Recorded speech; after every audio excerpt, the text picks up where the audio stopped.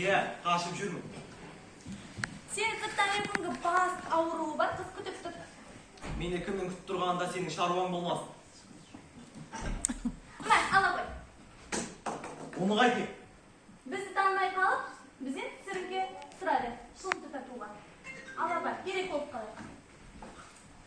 Кендер қызы, екеу күндер ма сендерді болып қойшы. Айтпақшы Агнешка, бүгін қандай тамаша күн болып тұр. Бәріміз біздің институтта, бізбен бірге қыдырсаңыз дейді, біздің институтта біздің 40 жылымызды атап өтіп жатыр. Соған Алматы телестудия каналынан түсірімге келеді.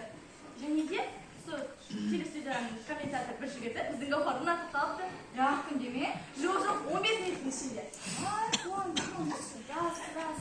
Тіпті менің адресімді сұрады.